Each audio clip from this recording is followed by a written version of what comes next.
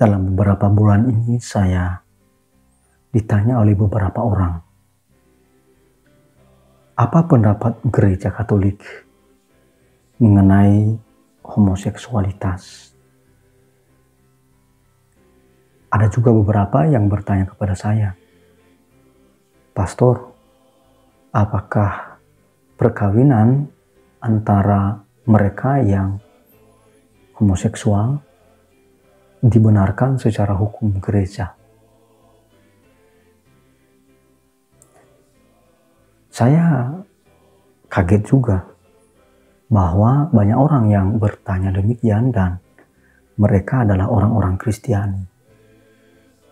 Tentu saja banyak juga orang Kristiani yang lain yang sudah memiliki pemahaman yang sejalan dengan gereja Katolik. Seperti nanti yang saya paparkan di dalam video ini juga. Tentu saja saya sebagai orang yang mempelajari secara khusus hukum gereja, lalu saya merujuk Kanon 1055 paragraf pertama. Menariknya di dalam kanon itu dikatakan bahwa perkawinan terjadi atau berlangsung antara seorang laki-laki dengan seorang perempuan. Jadi hanya antara yang berbeda jenis kelamin, antara seorang laki-laki dengan seorang perempuan. Tidak pernah dibenarkan antara sesama jenis. Dan di dalam kanon itu juga ditegaskan bahwa dari persekutuan suami istri itu, maka memiliki tujuan. Salah satunya adalah keterarahan pada kelahiran anak. Jadi persekutuan suami istri di dalam persetubuhan itu harus bersifat prokreatif. Tentu saja tidak mungkin terjadi sifat prokreatif ini atau keterarahan pada kelahiran anak jika yang bersekutu laki-laki dengan laki-laki atau perempuan dengan perempuan. Jadi antara homoseksual sendiri tidak mampu memenuhi tujuan perkawinan yang salah satunya adalah kelahiran anak. Kanon kedua yang perlu kita rujuk adalah Kanon 1057 paragraf kedua. Dan saya membacakan. Jadi kalau ada yang mau membaca kitab hukum gereja, itu silakan itu ya. Khususnya Kanon 1057 paragraf kedua.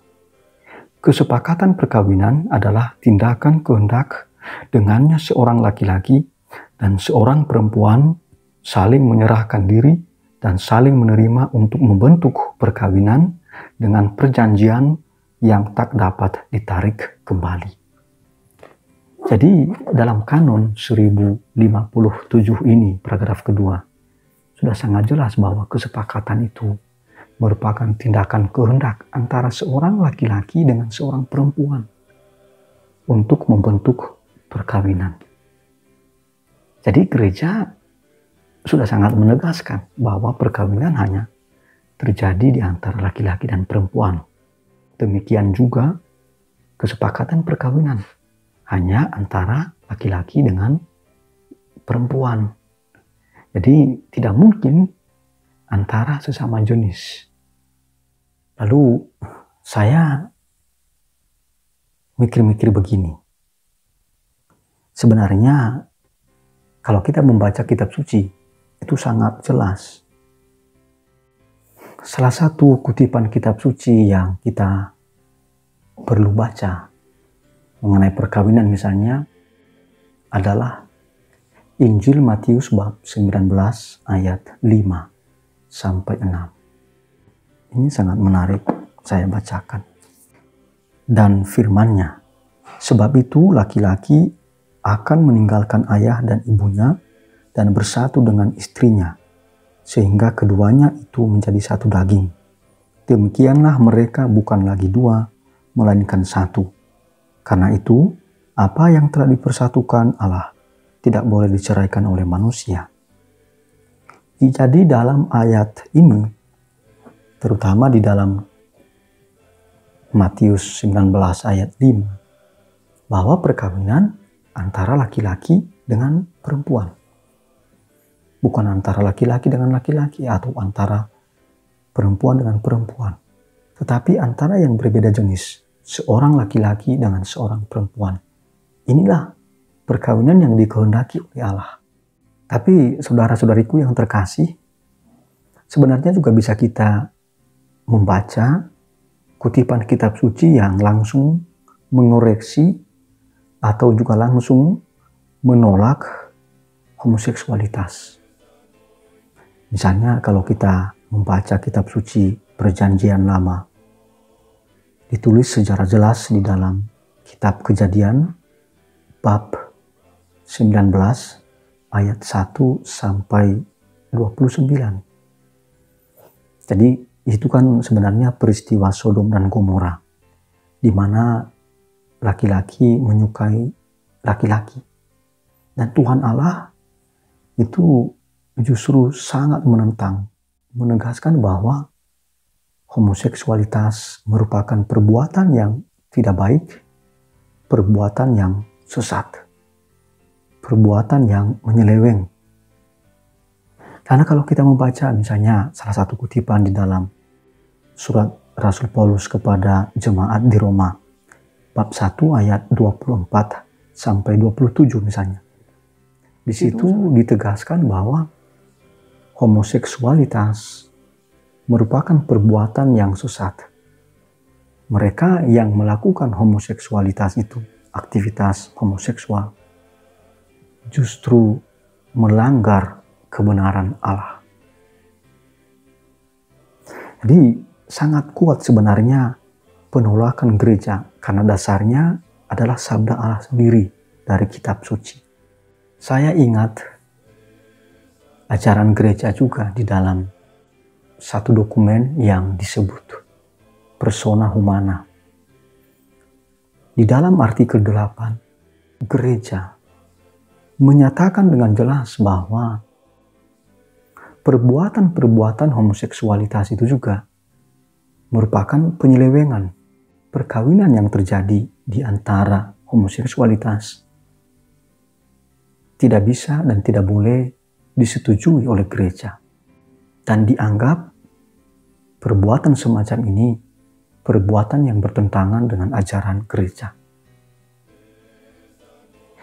Dokumen Persona Humana ini dikeluarkan pada tahun 1975 oleh Kongregasi untuk Ajaran Iman. Tapi beberapa tahun kemudian, yakni pada tahun 1986, Kongregasi untuk Ajaran Iman kembali mengeluarkan pernyataan atau ajaran gereja mengenai homoseksualitas. Mengapa? Karena masih muncul perdebatan-perdebatan di kalangan umat. Dan tentu saja ini perlu penegasan ulang mengenai ajaran gereja. Hanya saja perlu digarisbawahi bahwa ini penegasan ulang sebenarnya. Jadi bukan sesuatu hal yang baru, tapi penegasan ulang. Nama dokumen itu adalah Surat kepada para Uskup Gereja Katolik tentang reksa pastoral orang-orang homoseksual. Atau dalam bahasa Inggris, Letter to the Bishops of the Catholic Church on the Pastoral Care of Homosexual Persons. Dikeluarkan pada tanggal 1 Oktober 1986. Menariknya, di dalam artikel ke-7 ditegaskan demikian. Gereja taat kepada Tuhan yang mendirikannya dan memberinya hidup sakramental, merayakan rencana ilahi, kesatuan laki-laki dan perempuan yang saling mencinta dan memberi hidup dalam sakramen perkawinan.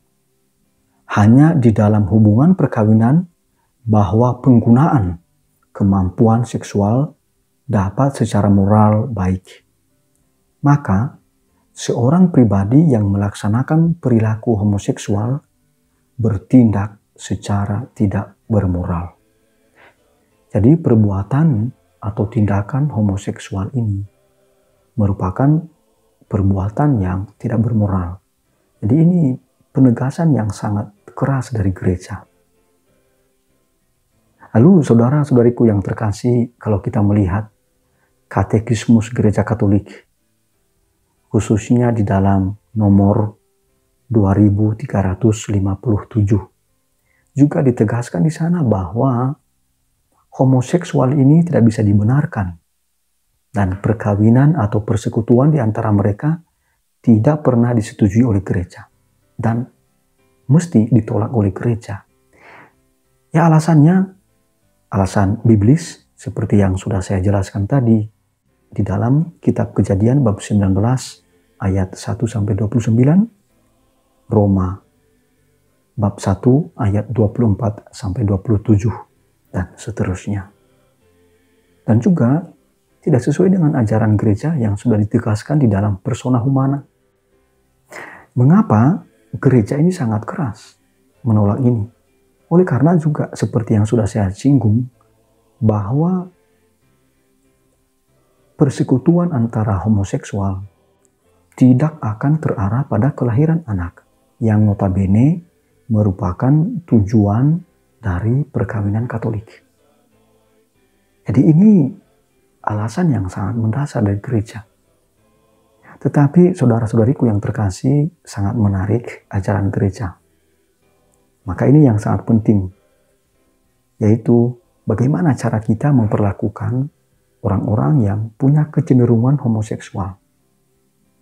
Nah, di dalam Katekismus Gereja Katolik nomor 2358 ditegaskan bahwa kita mesti memperlakukan dengan hormat, dengan bijaksana, dan dengan penuh kasih sayang mereka yang memiliki kecenderungan homoseksual.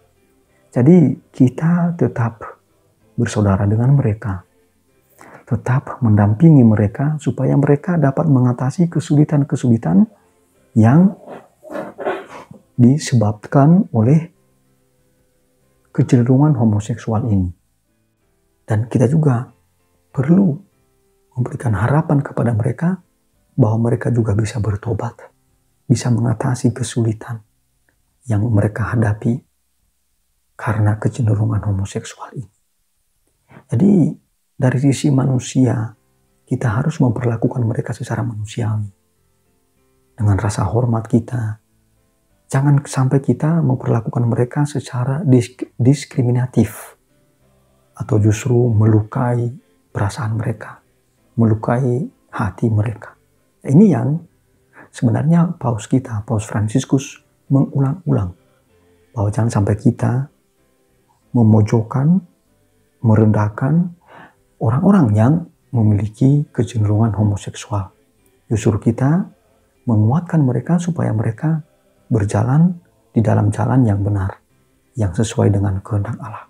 Maka saudara-saudariku yang terkasih, saya ingin membacakan Katekismus Gereja Katolik nomor 2358. Tidak sedikit pria dan wanita mempunyai kecenderungan homoseksual. Mereka sendiri tidak memilih kecenderungan ini. Untuk kebanyakan dari mereka, homoseksualitas itu merupakan satu percobaan. Mereka harus dilayani dengan hormat, dengan kasih sayang, dan dengan bijaksana. Orang jangan memojokkan mereka dengan salah satu cara yang tidak adil. Juga, mereka ini dipanggil supaya memenuhi kehendak Allah dalam kehidupannya, dan kalau mereka itu orang Kristen, supaya mereka mempersatukan kesulitan-kesulitan yang dapat tumbuh dari kecenderungan mereka dengan kurban salib Tuhan. Jadi saudara-saudariku yang terkasih, dari segi hukum gereja, kita bisa melihat bahwa homoseksualitas ini, perbuatan-perbuatan mereka ini tidak bisa dibenarkan. Dan persekutuan antara mereka tidak bisa juga dibenarkan. Begitu juga secara biblis atau berdasarkan kitab suci, juga tidak bisa dibenarkan perbuatan homoseksual itu. Dan demikian juga di dalam persona humana dan juga di dalam surat yang ditujukan oleh Kongregasi untuk Ajaran Iman kepada para uskup pada tahun 1986, maka sangat masuk akal kalau pada 22 Februari 2021 yang lalu, Kongregasi untuk Ajaran Iman kembali menegaskan bahwa gereja tidak menyetujui sama sekali persekutuan homoseksualitas. Maka ketika diajukan pertanyaan, kurang lebih begini, apakah gereja memiliki kuasa untuk memberkati persekutuan homoseksualitas?